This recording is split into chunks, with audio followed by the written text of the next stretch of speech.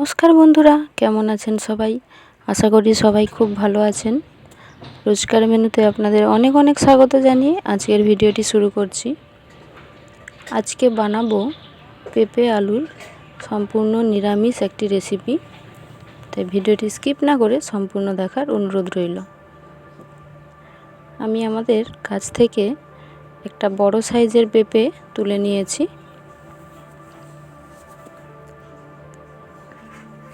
পেঁপে কিন্তু স্বাস্থ্যের জন্য খুবই উপকারী।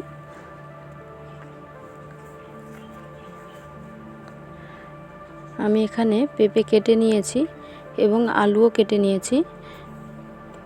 আলুর পরিমাণটা আমি পেঁপের থেকে কম রেখেছি।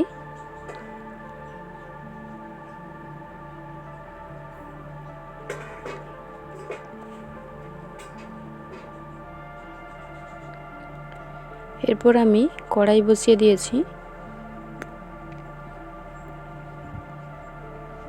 কড়াই গরম হয়ে গেলে আমি এখানে দিয়ে দিচ্ছি সরষের তেল।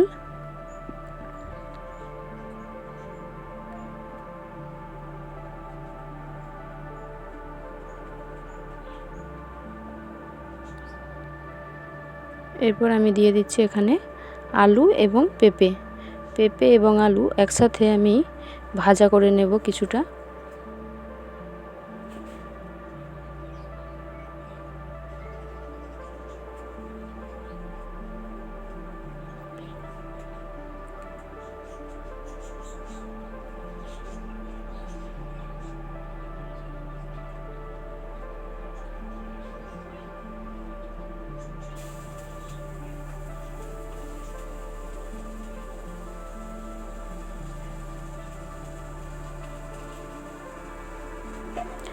কিছুক্ষণ নেড়ে নেওয়ার পরে আমি এখানে আলু এবং পেঁপের পরিমাণে কিছুটা লবণ আমি দিয়ে দিচ্ছি। দিয়ে আরও কিছুক্ষণ আমি নাড়তে থাকব। এরপর দিয়ে দিচ্ছি সামান্য পরিমাণ হলুদ গুঁড়ো। দিয়ে আরও কিছুক্ষণ আমি নেড়ে নেব।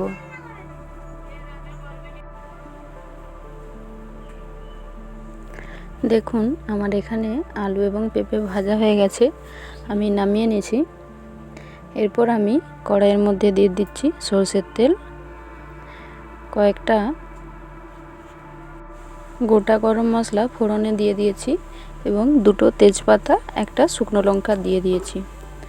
কিছুক্ষণ নেড়ে আমি সামান্য পরিমাণ হলুদ দিয়ে দিয়েছি, হলুদ গুঁড়ো, নইলে আদা দিলে গায়ে খুব ছিটকে আসে। এরপর আমি দিয়ে দিয়েছি 1 চামচ আদা বাটা,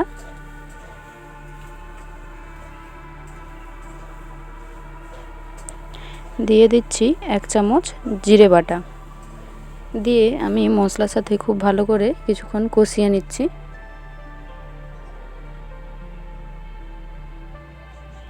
এরপর দিয়ে দিচ্ছি একটা টমেটো কুচি।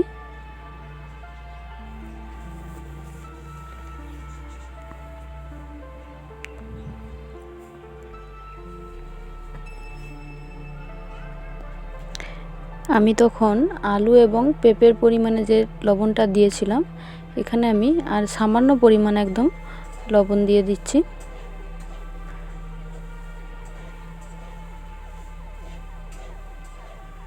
এরপর দিয়ে দিচ্ছি 1 চামচ পরিমাণ লঙ্কা গুঁড়ো।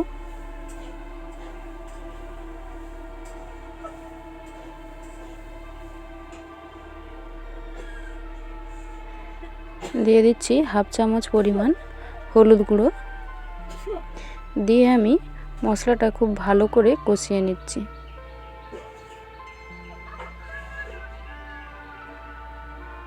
মশলা কষা হয়ে এলে আমি এখানে যে মশলা বাটা জলটা ছিল, আমি সামান্য পরিমাণ জল দিয়ে আরও কিছুক্ষণ মশলা কষিয়ে নিচ্ছি।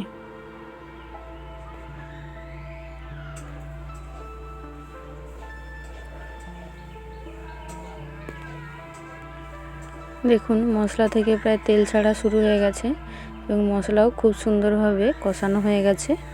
এরপর আমি এখানে ভেজে রাখা আলু এবং পেঁপে অ্যাড করে দিচ্ছি। আলু এবং পেঁপে আমি মশলার সাথে 2 থেকে 3 মিনিট খুব ভালো করে কষিয়ে নেব। এতে মশলার যে ফ্লেভারটা আলু এবং পেঁপের মধ্যে চলে যাবে।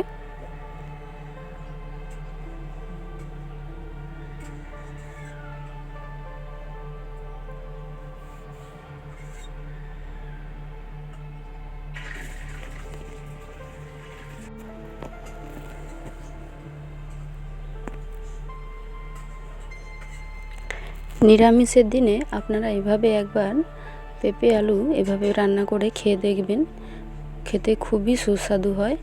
এবং পেঁপে তো প্রত্যেকেই আমরা জানি পেঁপে খুবই ভালো স্বাস্থ্যের জন্য এবং উপকারী।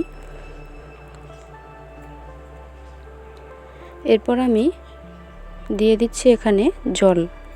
আমি জলের পরিমাণটা একটু বেশি দেব, কারণ পেঁপে সেদ্ধ হতে একটু বেশি টাইম লাগে।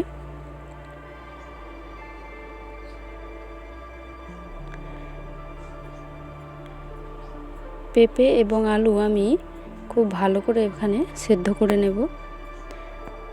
দেখুন কালারটাও বেশ দারুণ এসেছে।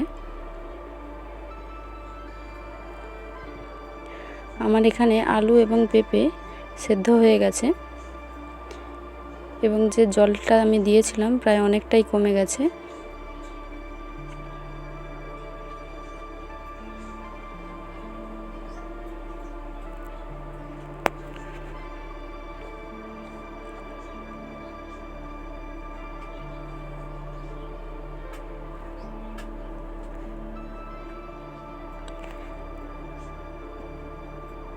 বন্ধুরা, তোমরা যারা আমার ভিডিওটি নতুন দেখছো, ভিডিওটি কেমন লাগলো অবশ্যই কমেন্টে জানিও এবং ভালো লাগলে চ্যানেলটি সাবস্ক্রাইব করে ভিডিওটি শেয়ার করে দিবেন।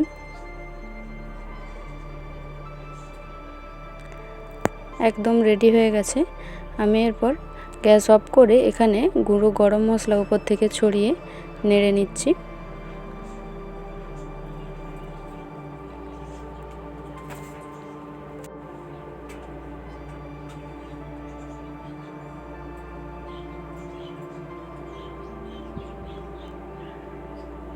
আমি একটা পাত্রে এখানে নামিয়ে নিয়েছি।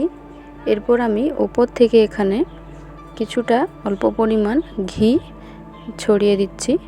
এতে গন্ধটাও যেমন সুন্দর ওঠে এবং খেতে স্বাদটাও দ্বিগুণ হয়ে যায় ঘিটা দিয়ে দিলে।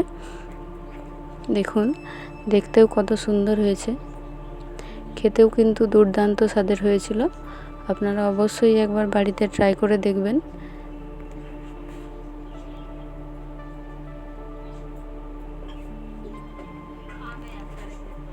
ভিডিওটি কেমন লাগলো অবশ্যই কমেন্টে জানাবেন।